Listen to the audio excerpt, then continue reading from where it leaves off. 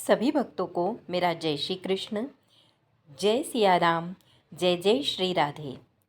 श्री हरि श्रीमन महर्षि वेद व्यास प्रणीत महाभारत के प्रथम खंड का हम अध्ययन एवं श्रवण कर रहे हैं, जिसके अंतर्गत आज हम अध्याय 35 का अध्ययन करेंगे। पंचत्रिशो अध्यायः मुख्य मुख्य नागों के नाम। शौनक जी ने कहा, सूत नंदन, सर्पों को उनकी माता से और विंता देवी को उनके पुत्र से जो शाप प्राप्त हुआ था उसका कारण आपने बता दिया। करदू और विंता को उनके पति कश्यप जी से जो वर मिले थे वह कथा भी कह सुनाई, तथा विंता के जो दोनों पुत्र पक्षी रूप में प्रकट हुए थे उनके नाम भी आपने बताए हैं। किंतु सूत पुत्र, आप सर्पों के नाम नहीं बता रहे हैं। यदि सबका नाम बताना संभव न हो तो उनमें जो मुख्य मुख्य सर्प हैं उन्हीं के नाम हम सुनना चाहते हैं। उग्र श्रवाजी ने कहा, तपोधन, सर्पों की संख्या बहुत है, अतः उन सबके नाम तो नहीं कहूँगा, किंतु उनमें जो मुख्य मुख्य सर्प हैं उनके नाम मुझसे सुनिए।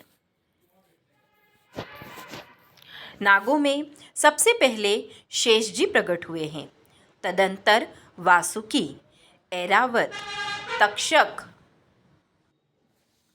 करकोटक, धनंजय, कालीय, मणिनाग, आपुरण, पिंजरक, एलापत्र, वामन, नील, अनील, कलमाश, शबल, आर्यक, उग्रक, कलशपोतक, सुमनाख्य, दधिमुख, विमलपिंडक, आप्त, करकोटक, शंख, वालिशिख, निष्ठानक, हेमगुह, नहुष, पिंगल, ब्रह्मकर्ण, हस्तिपद, मुद्गरपिंडक, कंबल, अश्वतर, कालियक, वृत्त, संवर्तक, पद्म प्रथम, पद्म द्वितीय, शंखमुख, कुष्मांडक, क्षेमक, पिंडारक, करवीर, पुष्पद्रण, विल्वक, विल्वपांडुर, मूषकाद, शंखशिरा, पूर्णभद्र, हरिद्रक, अपराजित, ज्योतिक, श्रीवह, कौरव्य, धृतराष्ट्र,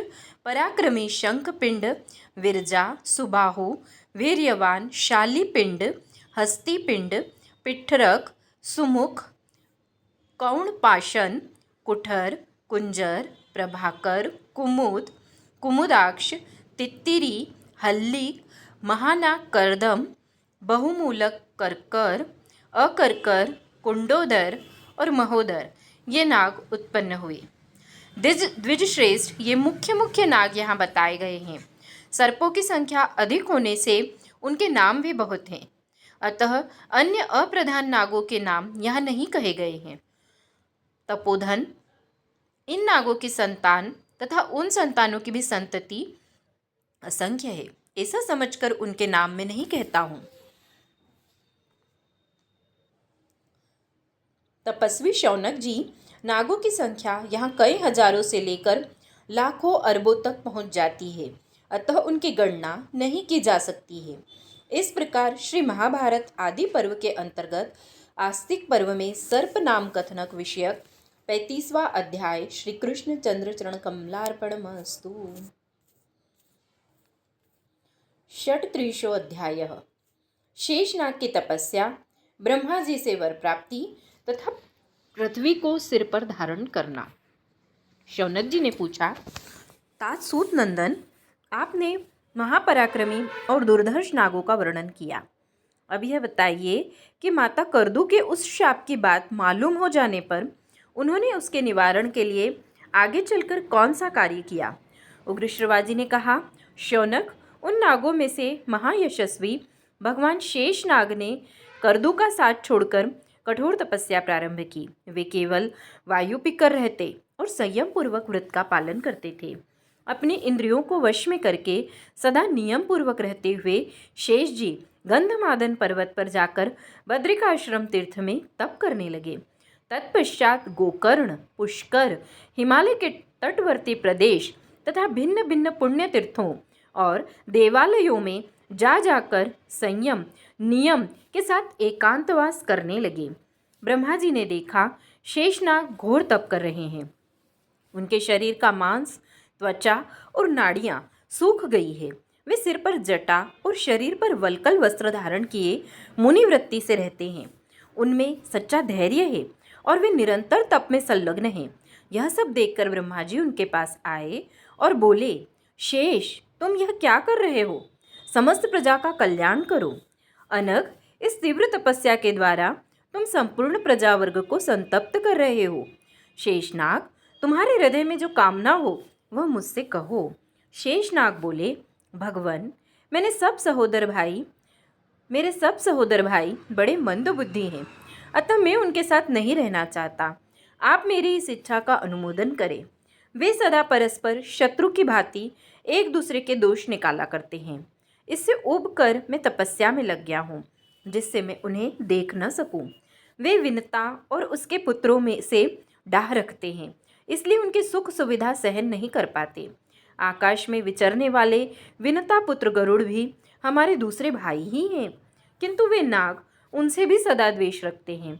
मेरे पिता महात्मा कश्यप जी के वरदान से गरुड़ भी बड़े बलवान हैं। इन सब कारणों से मैंने यही निश्चय किया है कि तपस्या करके मैं इस शरीर को त्याग दूंगा, जिससे मरने के बाद भी किसी तरह उन दुष्टों के साथ मेरा समागम न हो। ऐसी बातें करने वाले शेषनाग से पितामह ब्रह्मा जी ने कहा, शेष, मैं तुम्हारे सब भाइयों की कुचेष्टा जानता हूँ। माता का अपराध करने के कारण निश्चय ही तुम्हारे उन सभी भाइयों के लिए महान भय उपस्थित हो गया है। परंतु भुजंगम, इस विषय में जो परिहार अपेक्षित है उसकी व्याख्या मैंने पहले से ही कर रखी है। अतः अपने संपूर्ण भाइयों के लिए तुम्हें शोक नहीं करना चाहिए। शेष, तुम्हें जो अभिष्ट हो वह वर मुझसे मांग लो। तुम्हारे ऊपर मेरा बड़ा प्रेम है, अतः आज मैं तुम्हें अवश्य वर दूंगा। पन्नगोत्तम, यह सौभाग्य की बात है कि तुम्हारी बुद्धि धर्म में दृढ़तापूर्वक लगी हुई है। मैं भी आशीर्वाद देता हूँ कि तुम्हारी बुद्धि उत्तरोत्तर धर्म में स्थिर रहे।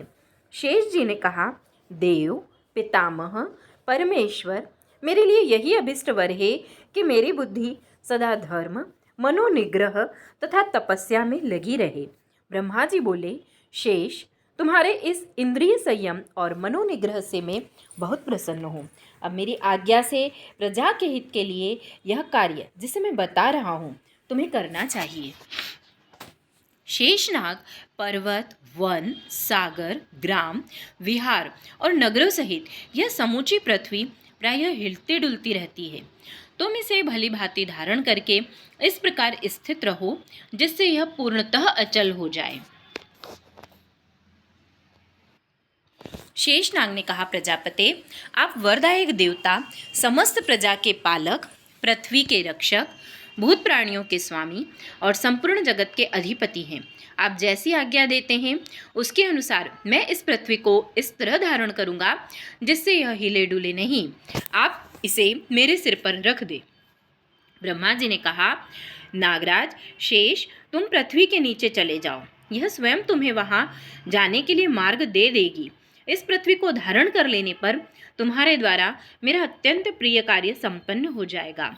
उग्र श्रवाजी कहते हैं, नागराज वासुकी के बड़े भाई सर्वसमर्थ भगवान शेष ने बहुत अच्छा कहकर ब्रह्मा जी की आज्ञा शिरोधार्य की और पृथ्वी के विवर में प्रवेश करके समुद्र से घिरी हुई इस वसुधा देवी को उन्होंने सब ओर से पकड़कर सिर पर धारण कर लिया। तभी से यह पृथ्वी स्थिर हो गई। तदंतर ब्रह्मा जी बोले, नागोत्तम, तुम शेष हो, धर्म ही तुम्हारा आराध्य देव है। तुम अकेले अपने अनंत फणों से इस सारी पृथ्वी को पकड़कर उसी प्रकार धारण करते हो जैसे मैं अथवा इंद्र। उग्र श्रवाजी कहते हैं, शौनक, इस प्रकार प्रतापी नाग भगवान अनंत अकेले ही ब्रह्मा जी के आदेश से इस सारी पृथ्वी को धारण करते हुए भूमि के नीचे पाताल लोक में निवास करते हैं। तत्पश्चात देवताओं में श्रेष्ठ भगवान पितामह ने शेषनाग के लिए विनतानंदन गरुड़ को सहायक बना दिया। अनंत नाग के चले जाने पर नागों ने महाबली वासुकी का नागराज के पद पर उसी प्रकार अभिषेक किया जैसे देवताओं ने इंद्र का देवराज के पद पर अभिषेक किया था। इस प्रकार श्री महाभारत आदि पर्व के अंतर्गत आस्तिक पर्व में शेषनाग वृत्तांत कथन विषयक 36वां अध्याय। श्री कृष्णचंद्र चरण कमलार्पणमस्तु। सप्तत्रिशोऽध्यायः। माता के शाप से बचने के लिए वासुकी आदि नागों का परस्पर परामर्श। उग्र श्रवाजी कहते हैं, शौनक, माता करदू से नागों के लिए वह शाप प्राप्त हुआ सुनकर नागराज वासुकी को बड़ी चिंता हुई। वे सोचने लगे किस प्रकार यह शाप दूर हो सकता है। तदंतर उन्होंने एरावत आदि सर्वधर्म परायण बंधुओं के साथ उस शाप के विषय में विचार किया। वासुकी बोले, निष्पाप नागगण, माता ने हमें जिस प्रकार यह श्राप दिया है वह सब आप लोगों को विदित ही है। उस शाप से छूटने के लिए क्या उपाय हो सकता है, इसके विषय में सलाह करके हम सब लोगों को उसके लिए प्रयत्न करना चाहिए। सब शापों का प्रतिकार संभव है, परंतु जो माता के शाप से ग्रस्त है उनके छूटने का कोई उपाय नहीं है। अविनाशी, अप्रमेय तथा सत्य स्वरूप ब्रह्मा जी के आगे माता ने हमें श्राप दिया है, यह सुनकर ही हमारे हृदय में कंप छा जाता है। निश्चय ही यह हमारे सर्वनाश का समय आ गया है, क्योंकि अविनाशी देव भगवान ब्रह्मा ने भी शाप देते समय माता को मना नहीं किया। इसलिए आज हमें अच्छी तरह विचार कर लेना चाहिए कि किस उपाय से हम सभी नाग कुशल पूर्वक रह सकते हैं। अब हमें व्यर्थ समय नहीं गंवाना चाहिए। हम लोगों में प्रायः सब नाग बुद्धिमान और चतुर है।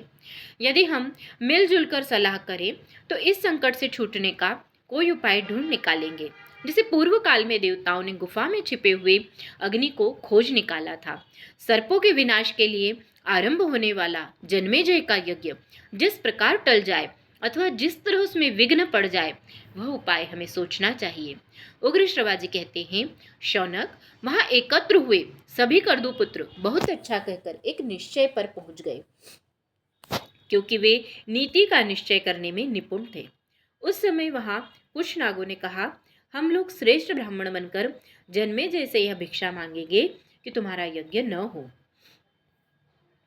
अपने को बड़ा भारी पंडित मानने वाले दूसरे नागों ने कहा, हम सब लोग जन्मेजय के विश्वास पात्र मंत्री बन जाएंगे। फिर वे सभी कार्यों में अभिष्ट प्रयोजन का निश्चय करने के लिए हमसे सलाह पूछेगा। उस समय हम उसे ऐसे बुद्धि देंगे जिससे यज्ञ होगा ही नहीं। हम वहां बहुत विश्वस्त और सम्मानित होकर रहेंगे। अतः बुद्धिमानों में श्रेष्ठ राजा जन्मेजय यज्ञ के विषय में हमारी सम्मति जानने के लिए अवश्य पूछेंगे। उस समय हम स्पष्ट कह देंगे, यज्ञ न करो। हम युक्तियों और कारणों द्वारा यह दिखाएंगे कि उस यज्ञ से इहलोक और परलोक में अनेक भयंकर दोष प्राप्त होंगे, इससे वह यज्ञ होगा ही नहीं। अथवा जो उस यज्ञ के आचार्य होंगे, जिन्हें सर्प यज्ञ की विधि का ज्ञान हो और जो राजा के कार्य एवं हित में लगे रहते हों, उन्हें कोई सर्प जाकर डस ले, फिर वे मर जाएंगे। यज्ञ करने वाले आचार्य के मर जाने पर वह यज्ञ अपने आप बंद हो जाएगा। आचार्य के सिवा दूसरे जो ब्राह्मण सर्प यज्ञ की विधि को जानते होंगे और जन्मेजय के यज्ञ में ऋत्विज बनने वाले होंगे, उन सबको हम डस लेंगे। इस प्रकार सारा काम बन जाएगा।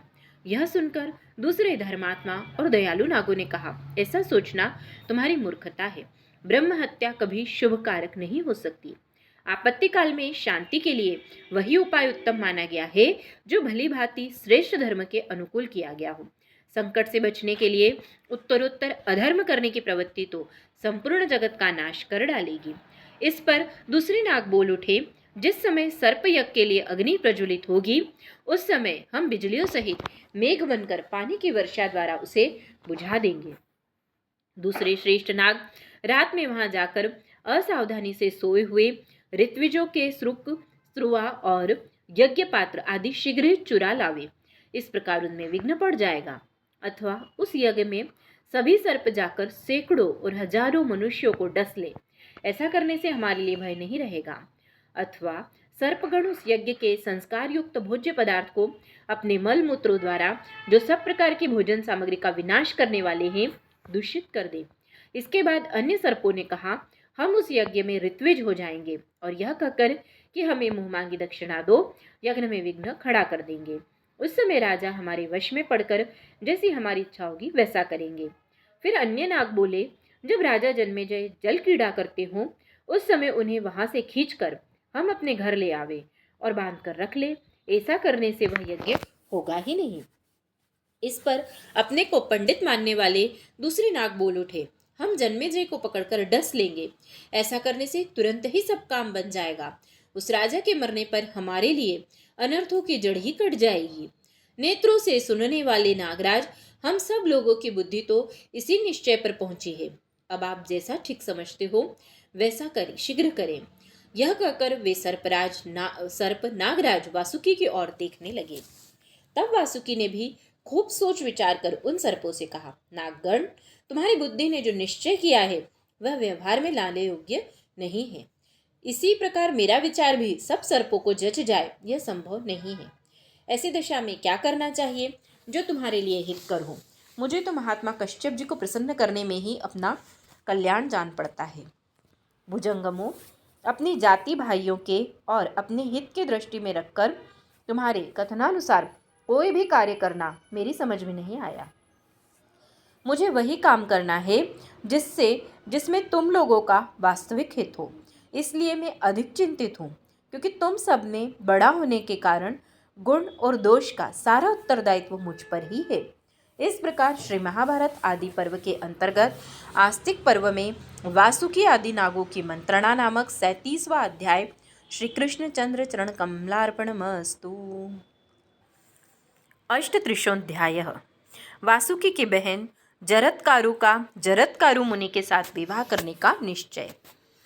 उग्र श्रवाजी कहते हैं, शौनक जी, समस्त सर्पों की भिन्न भिन्न राय सुनकर और अंत में वासुकी के वचनों का श्रवण कर एलापत्रक नामक नाग ने इस प्रकार कहा, भाइयों, यह संभव नहीं है कि वह यज्ञ न हो, तथा पांडववंशी राजा जन्मेजय भी, जिससे हमें महान भय प्राप्त हुआ है, ऐसा नहीं है कि हम उसका कुछ बिगाड़ सके।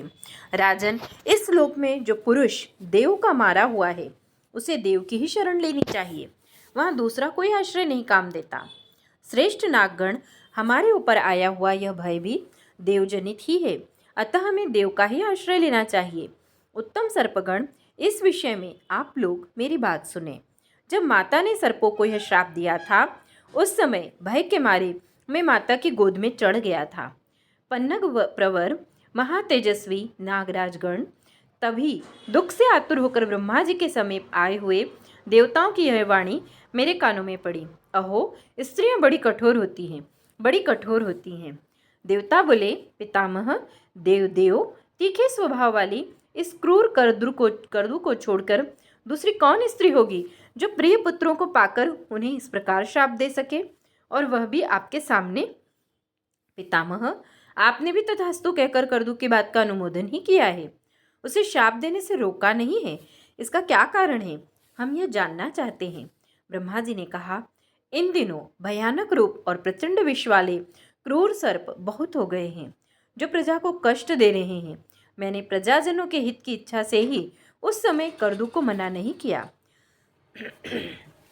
जन्मेजय के सर्प यज्ञ में उन्हीं सर्पों का विनाश होगा जो प्रायः लोगों को डसते रहते हैं, शुद्र स्वभाव के हैं और पापाचारी और प्रचंड विष वाले हैं, किंतु जो धर्मात्मा है उनका नाश नहीं होगा। वह समय आने पर सर्पों का उस महान भय से जिस निमित्त से छुटकारा होगा उसे बतलाता हूँ, तुम सब लोग सुनो। यायावर कुल में जरत्कारु नाम से विख्यात एक बुद्धिमान महर्षि होंगे। वे तपस्या में तत्पर रहकर अपने मन और इंद्रियों को संयम में रखेंगे। उन्हीं के आस्तिक नाम का एक महातपस्वी पुत्र उत्पन्न होगा जो उस यज्ञ को बंद करा देगा। अतः जो सर्प धार्मिक होंगे वे उसमें जलने से बच जाएंगे।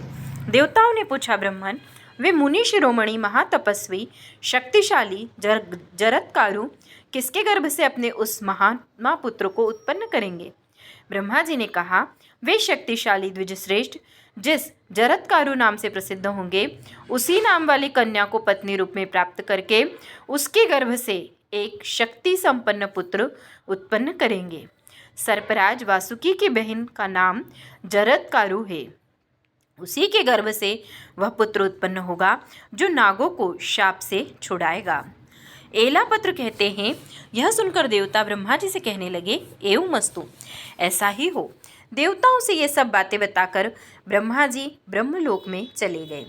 अतः नागराज वासुके, मैं तो ऐसा समझता हूँ कि आप नागों का भय दूर करने के लिए कन्या की भिक्षा मांगने वाले, उत्तम व्रत का पालन करने वाले महर्षि जरत्कारु को अपनी जरत्कारु नाम वाली यह बहन ही भिक्षा रूप में अर्पित कर दें। उस शाप से छूटने का यही उपाय मैंने सुना है। इस प्रकार श्री महाभारत आदि पर्व के अंतर्गत आस्तिक पर्व में एला पत्र वाक्य संबंधी 38वां अध्याय श्री कृष्ण चंद्र चरण कमलार्पणमस्तु। 39 अध्याय। ब्रह्मा जी की आज्ञा से वासुकी का जरत्कारु मुनि के साथ अपनी बहन को ब्याहने के लिए प्रयत्नशील होना। उग्रश्रवाजी कहते हैं, द्विज श्रेष्ठ, एलापत्र की बात सुनकर नागों का चित्त प्रसन्न हो गया। वे सब के सब एक साथ बोल उठे, ठीक है, ठीक है। वासुकी को भी इस बात से बड़ी प्रसन्नता हुई। वे उसी दिन से अपनी बहन जरत्कारु का बड़े चाव से पालन पोषण करने लगे। तदंतर थोड़ा ही समय व्यतीत होने पर संपूर्ण देवताओं तथा असुरों ने समुद्र का मंथन किया। उसमें बलवानों में श्रेष्ठ वासुकी नाग मंदराचल रूपी मथानी में लपेटने के लिए रस्सी बने हुए थे। समुद्र मंथन का कार्य पूरा करके देवता वासुकी नाग के साथ पितामह ब्रह्मा जी के पास गए और उनसे बोले, भगवान, ये वासुकी माता के शाप से भयभीत हो बहुत संतप्त होते रहते हैं। देव अपने भाई बंधुओं का हित चाहने वाले इन नागराज के हृदय में माता का शाप कांटा बनकर चुभा हुआ है और कसक पैदा करता है। आप इनके उस कांटे को निकाल दीजिए। देवेश्वर नागराज वासुकी हमारे हितैषी हैं और सदा हम लोगों के प्रिय कार्य में लगे रहते हैं। अतः आप इन पर कृपा करें और इनके मन में जो चिंता की आग जल रही है उसे बुझा दें। ब्रह्मा जी ने कहा, देवताओं, एलापत्र नाग ने वासुकी के समक्ष पहले जो बात कही थी वह मैंने ही मानसिक संकल्प द्वारा उसे दी थी। मेरी ही प्रेरणा से एलापत्र ने वे बातें वासुकी आदि नागों के सम्मुख कही थी। ये नागराज समय आने पर स्वयं तदनुसार ही कार्य करे। जन्मेजय के यज्ञ में पापी सर्प ही नष्ट होंगे, किंतु जो धर्मात्मा है वे नहीं। अब जगत्कारु ब्राह्मण उत्पन्न होकर उग्र तपस्या में लगे हैं। अवसर देखकर ये वासुकी अपनी बहन जगत्कारु को उन महर्षि की सेवा में समर्पित कर दें। देवताओं, एलापत्र नाग ने जो बात कही है वही सर्पों के लिए हितकर है, वही बात होने वाली है, उससे विपरीत कुछ भी नहीं हो सकता। उग्र श्रवाजी कहते हैं, ब्रह्मा जी की बात सुनकर श्राप से मोहित हुए नागराज वासुकी ने सब सर्पों को यह संदेश दे दिया कि मुझे अपनी बहन का विवाह जगत्कारु मुनि के साथ करना है। फिर उन्होंने जगत्कारु मुनि की खोज के लिए नित्य आज्ञा में रहने वाले बहुत से सर्पों को नियुक्त कर दिया और यह कहा, सामर्थ्यशाली जगत्कारु मुनि जब पत्नी का वरण करना चाहे उस समय शीघ्र आकर यह बात मुझे सूचित करनी चाहिए, उसी से हम लोगों का कल्याण होगा। इस प्रकार श्री महाभारत आदि पर्व के अंतर्गत आस्तिक पर्व में जगत्कारु मुनि का अन्वेषण विषयक 39वां अध्याय श्री कृष्णचंद्र चरण कमलार्पणमस्तु।